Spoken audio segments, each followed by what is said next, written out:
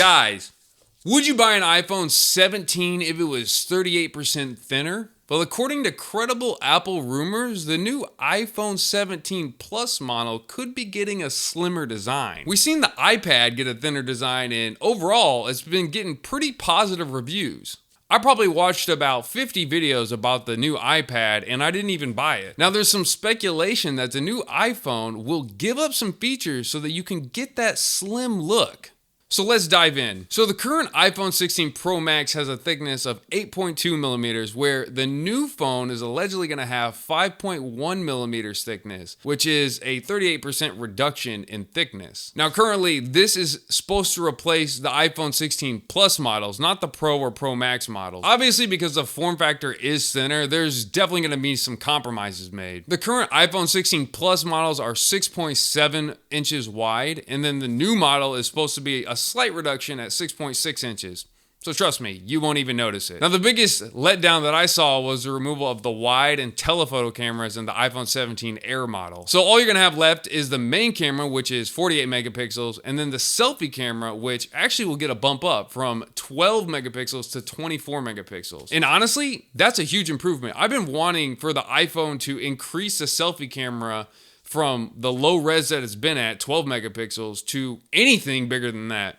And it's crazy because the selfie camera is 12 megapixels and the rear is 48. So we're talking literally a 4 times quality increase of megapixels between the two cameras. And you can noticeably tell the difference. That's why anytime that I try to film a selfie video, like of me running in the mornings, I'm always holding the camera reverse like this and recording myself. But to be honest, you could probably get away with just using the main camera, and if you wanted to zoom in on something, you could always digitally zoom in. That's a decent amount of integrity when you're digitally zooming. So you're gonna have to decide for yourself if sacrificing the two cameras for a thinner design is worth it. In regard to the chipset, the processor running in the iPhone, it's gonna be an upgrade. They say an A19 chip, which is an upgrade from the iPhone 16's A18 chip, and the RAM's supposed to increase to 8 gigabytes of RAM. So it should perform better. However, because you have less space in the iPhone, your battery's probably gonna suffer. And this is the one thing that I think people aren't gonna be able to sacrifice. Unless they have some way of managing the power output in the iPhone, which honestly, I have no clue how you do that. I'm not an engineer.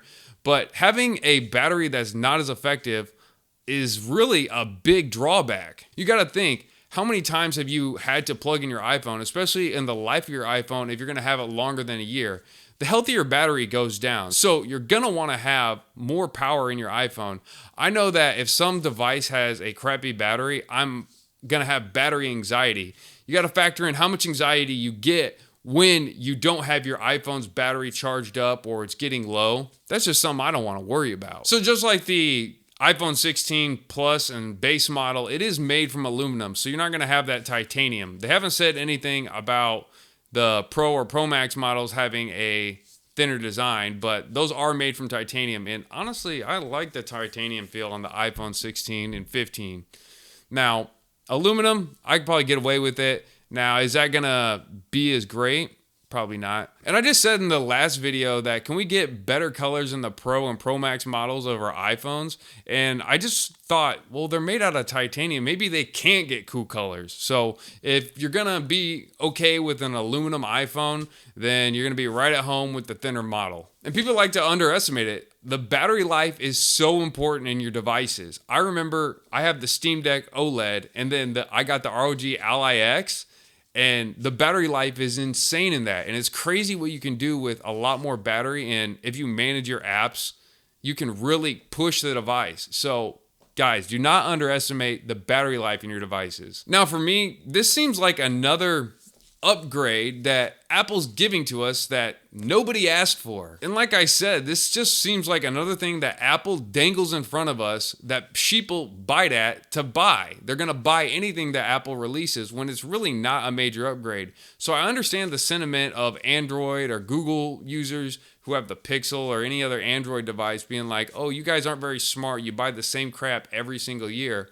So I get it. And honestly, the iPhones are already pretty small. I know that if you have an iPhone Pro model, it's pretty small for my hands, and I can only imagine that maybe it's harder to type on if you have a thinner device. So only once they release it will we know how it actually feels to have in your hands. Now, I use my iPhone all day, heavy usage, and I could probably give up the wide camera and I could probably give up the telephoto camera, but I could not give up the battery life. That'd be a hard pass for me. Maybe this is something where I'd buy and I could do reviews on it, but as a daily driver, heavy use, I couldn't deal with a smaller battery. Now that's my thoughts on it right now before Apple actually releases it and we have hands-on usage of it. But I just want to give you guys something to get excited about, something to look forward to, because the iPhone 16 is done, it's old news. And I want to know, would you guys buy an iPhone that was 38% thinner? Leave it down in the comments and subscribe to the channel. It helps me get in the algorithm. When you get in the algorithm, you get distributed and your life can absolutely change. Thank you guys for watching, and I'll see you on the next video. Peace.